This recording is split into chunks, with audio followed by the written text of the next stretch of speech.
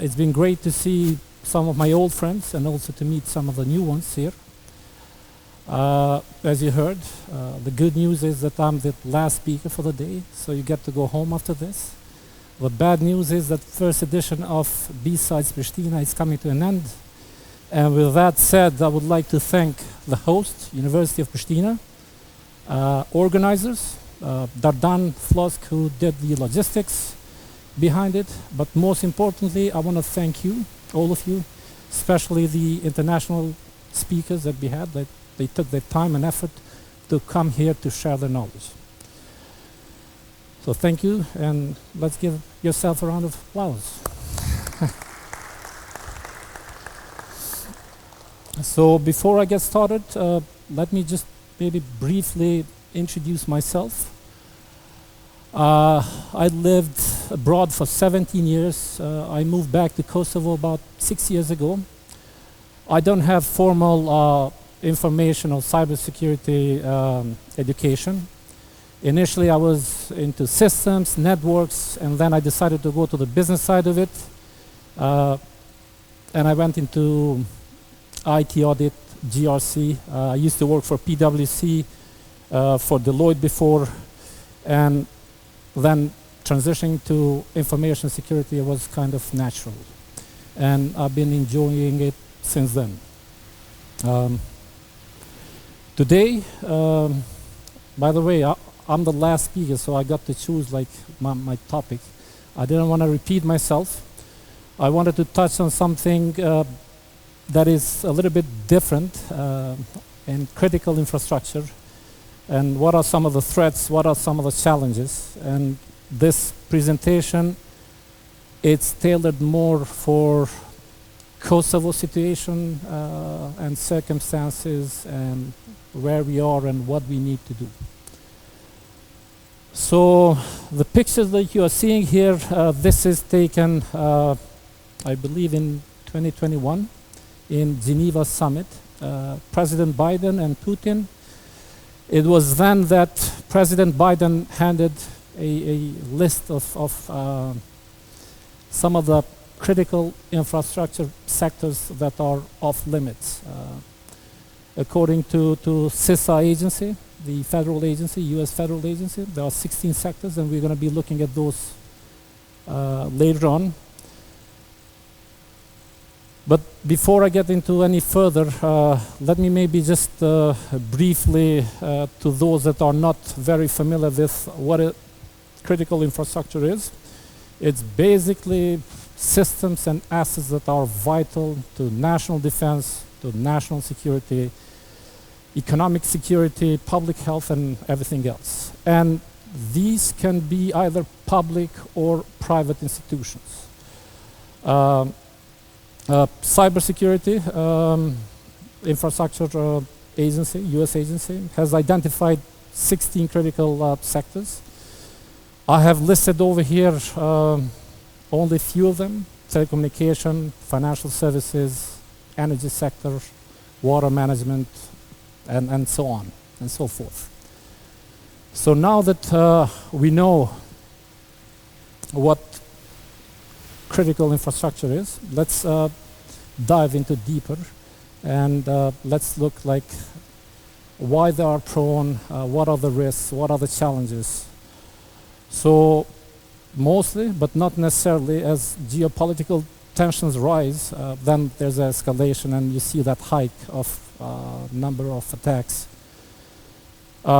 Lately, we have seen with Russian invasion of Ukraine, but honestly, attacks or cyber attacks in critical infrastructure, they go way back. Maybe the most perfect example that we can give, it's Stuxnet. It's pretty old. It happened about 12 years ago, but it's still very important, and I like to take this an example of how prone and all sectors are to such attacks. So for those that are not familiar, in 2010 it was discovered that Iran's uranium enrichment plant was attacked. At that time, obviously these are all plants that are isolated. You don't have direct internet access to those. Mostly they have this air gap, this buffer zone with physical security. So somehow a USB got smuggled in. It was a Windows OS 0-day vulnerability exploited. And then from there on, they could control the Siemens system by changing the centrifuge speed. A very sophisticated cyber weapon when you think about it. And this happened like 12 years ago. At least we know about it since 2010. And most likely this happened even earlier than that. Another maybe a recent case, it's Colonial Oil Pipeline, which happened last year.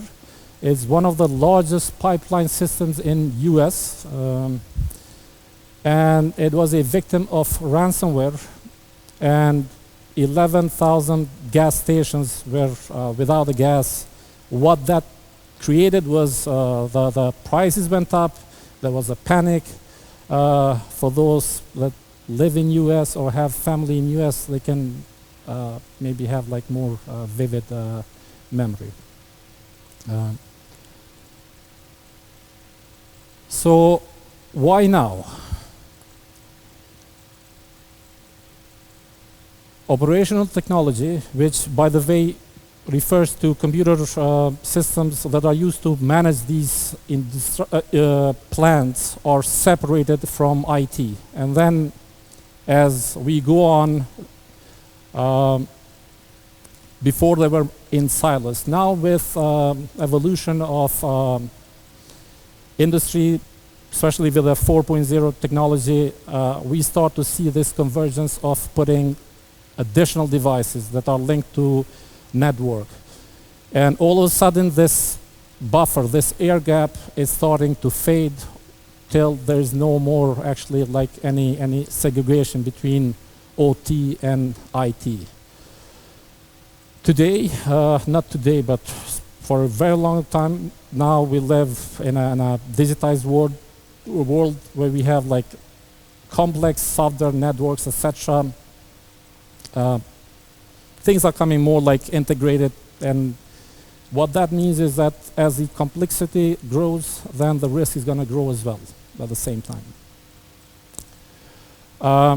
This is the industry evolution, and one of the reasons why this is happening right now and we are seeing more attacks is that we are seeing, at least this is in developing countries, where they are moving from Industry 3.0 to Industry 4.0.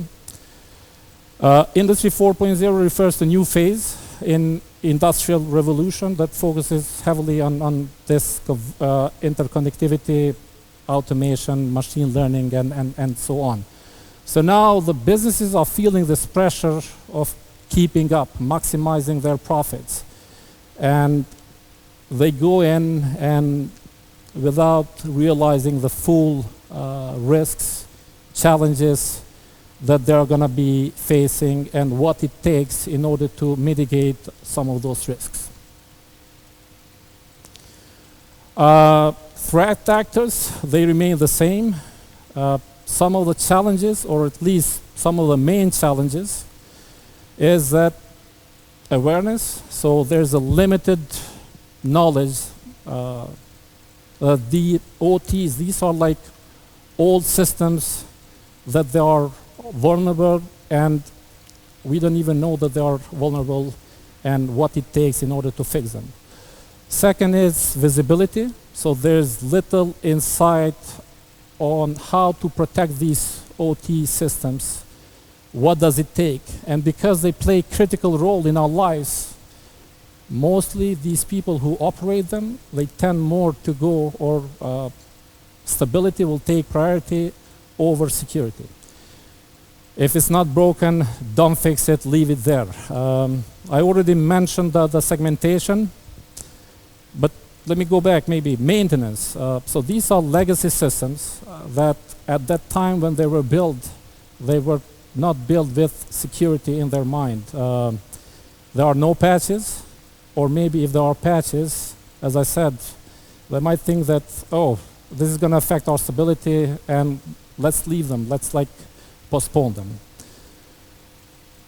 Obviously, the speakers before they talked about the incident response. So they're talking about the IT, modern IT. But think about like if you're operating a energy plant and you want to conduct for example, an exercise of how you're going to respond to a incident. Do they have any playbooks? Do they have any processes in place for those things? Maybe they do in some of the countries.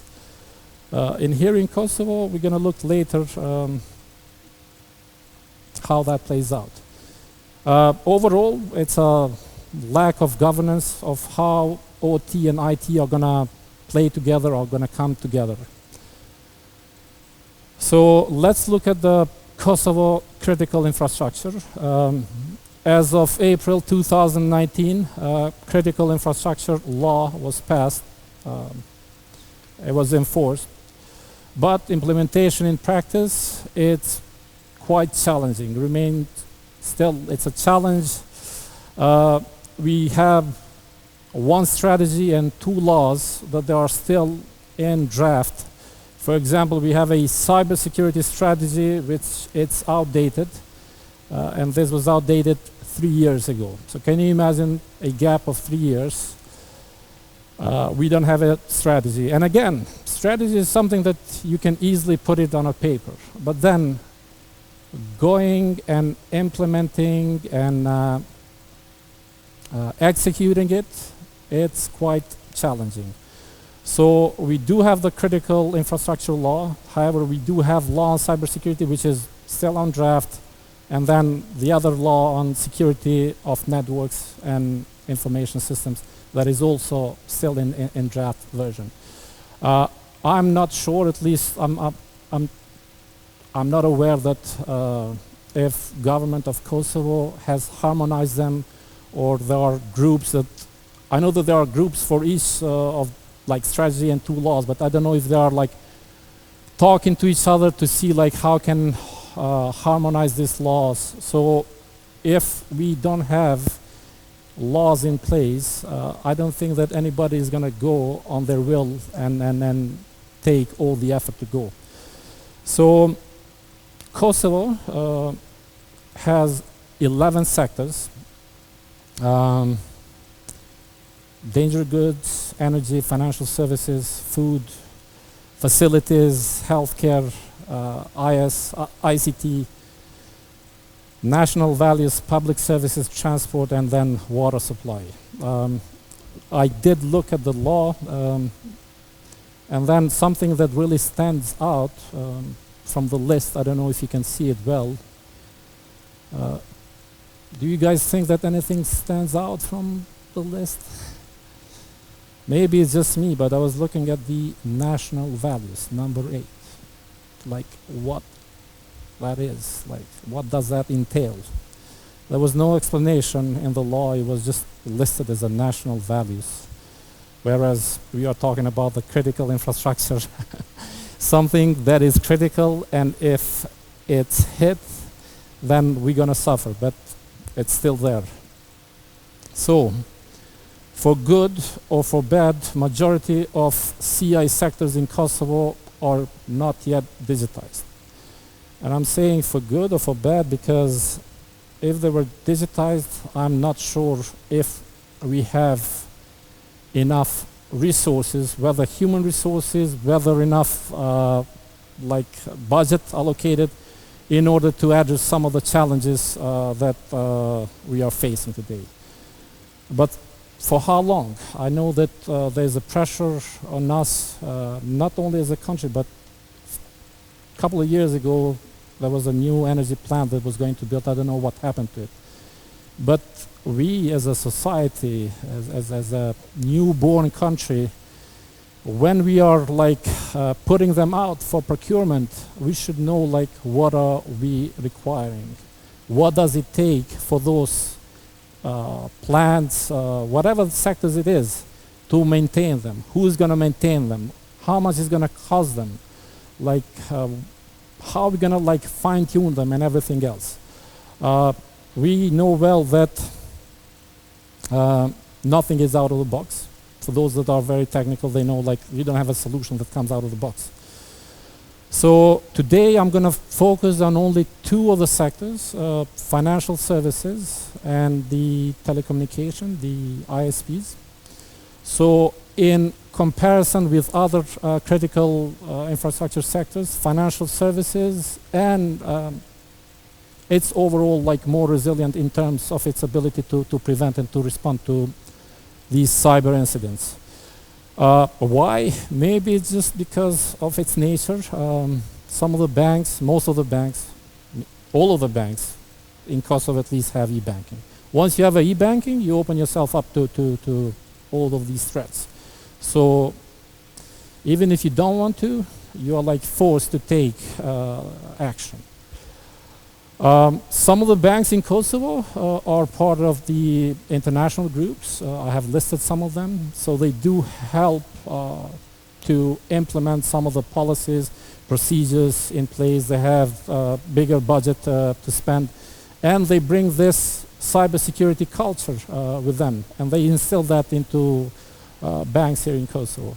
And then let's not forget the CBK has a IT regulation that was enforced a couple of years ago on March of 2020, and then there was a 6 months like a grace period for banks to adopt it and to go by it. And once in a while, CBK will go around the banks and will perform assessments whether they are in compliance with this regulation. So I think for financial sector, in comparison like to other sectors, financial sector like it stands much more like better off than the rest of the sectors. On the other hand, we have smaller banks which have budget constraints, and it's challenging like to give information security a priority.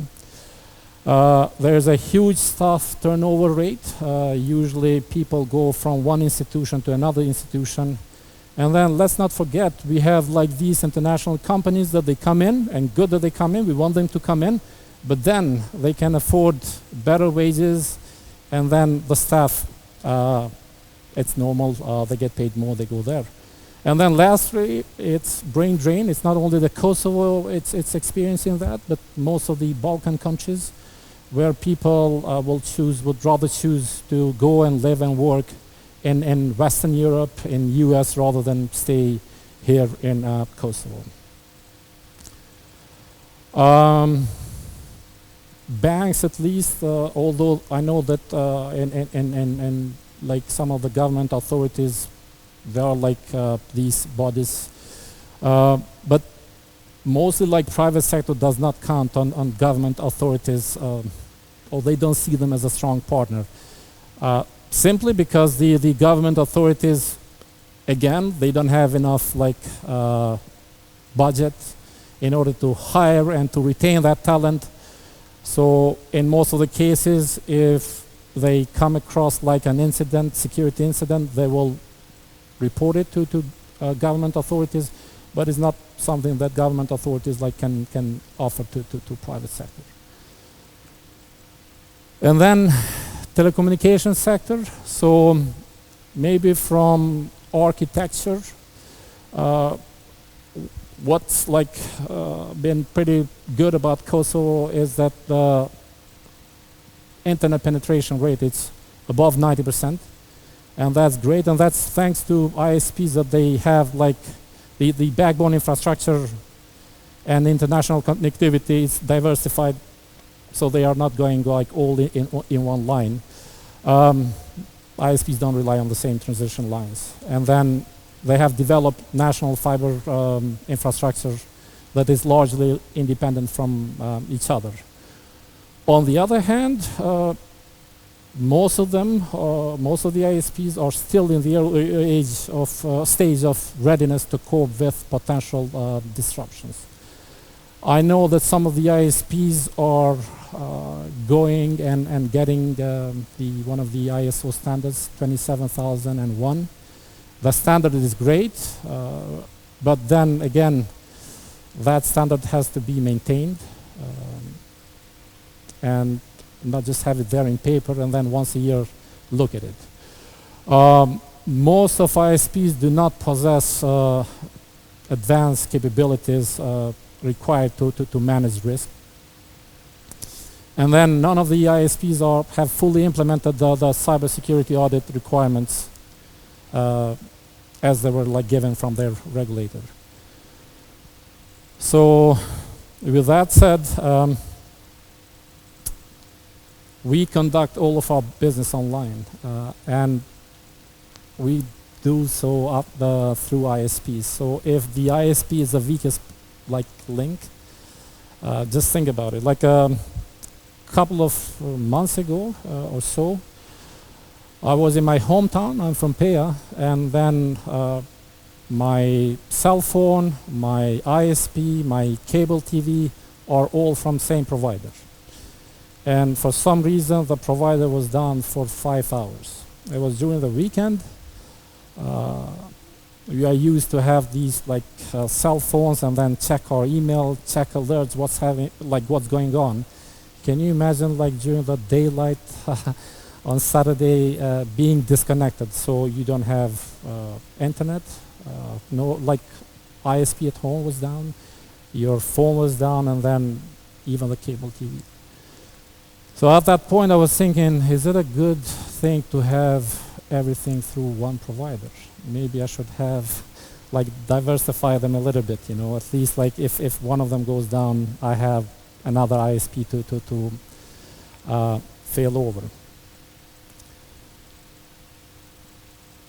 So let's look at, or maybe let's just like, these are just very like overall high level how and we can build resilience, or at least start to think about building resilience.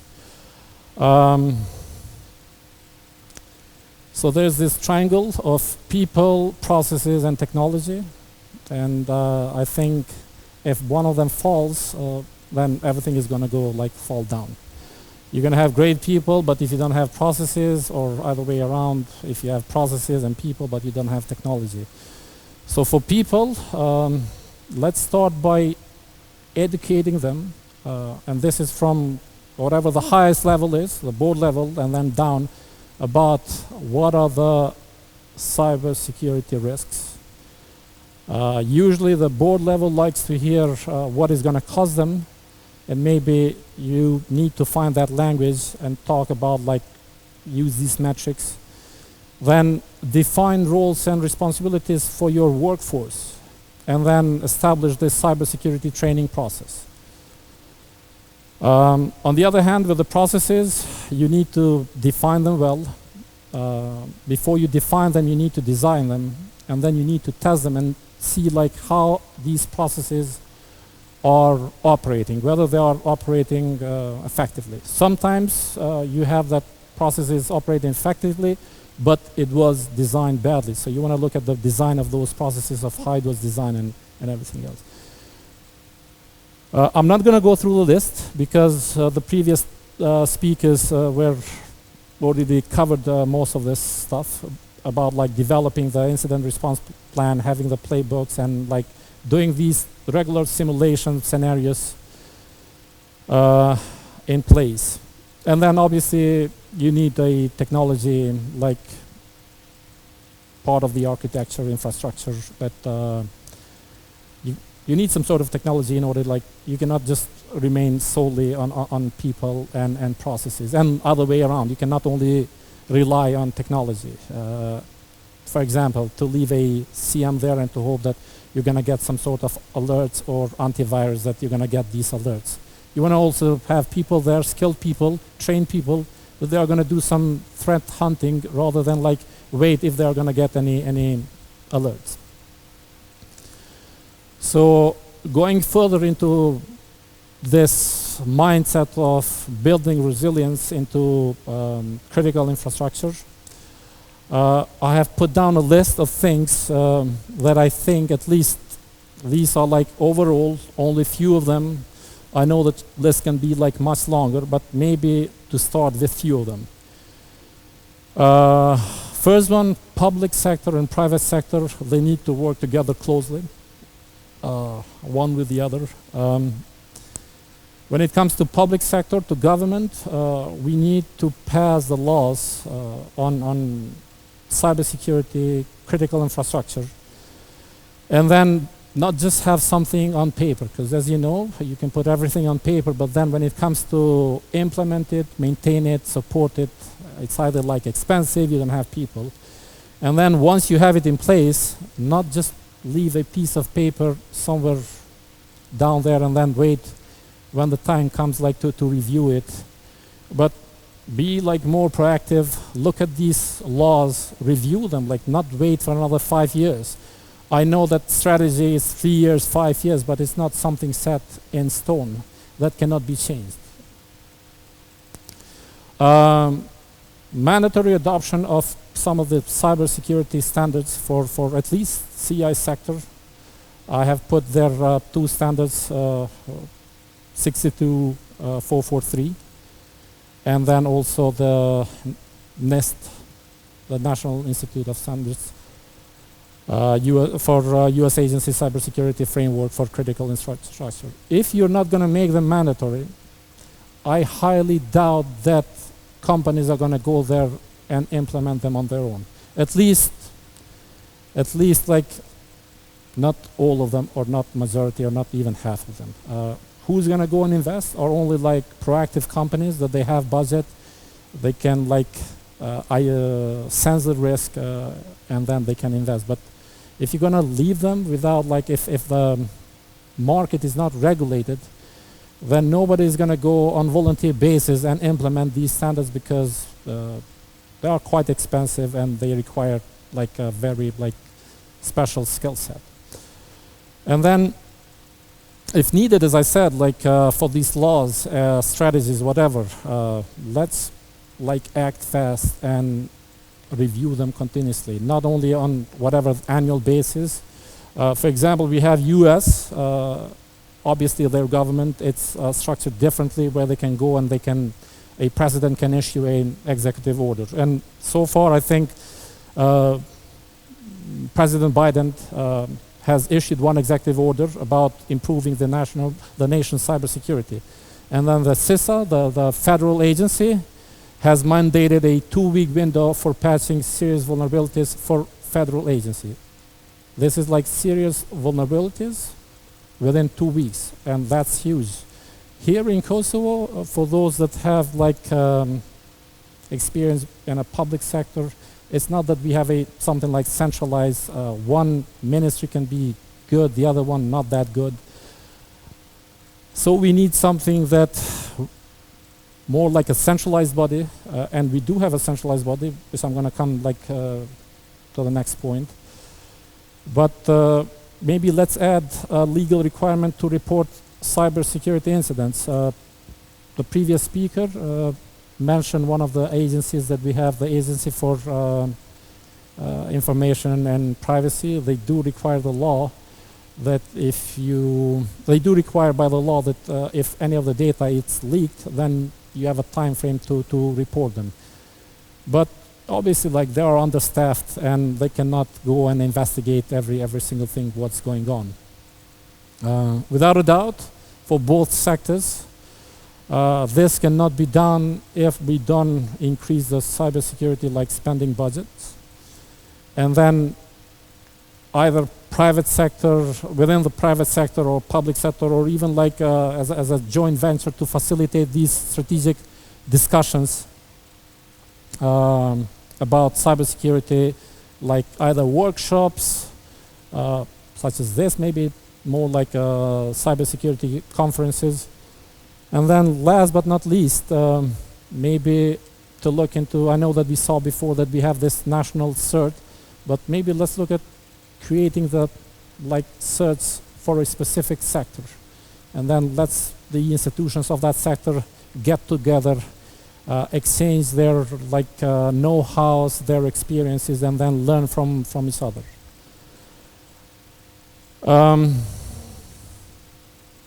This is a picture that I started my presentation, the list of 16 critical infrastructure sectors that was handed into to Putin by President Biden. I don't really believe that by saying that something is off limit, they're going to say, okay, no problem, don't worry about it. Because there's a famous saying from Niccolo Machiavelli in The Prince. It says, the end justify the means. So in the end of the day, especially in nowadays, in like cyber warfare that we are living, if you want to do something, you want to get something, then they will justify, and we have seen some horror scenes and stories from Ukraine. So by handing in that list, I don't think that whoever it is, Russia, whoever, China, Iran, they're going to stand back and obey that order. With that being said, I don't want to keep you any longer. I know that it's been a very long day, but enjoyable day, at least for me. I know that you guys want to get out. Some of you are fasting, you want to break the fast, so I'm going to stop here. If you guys have any question, I'm happy to answer them.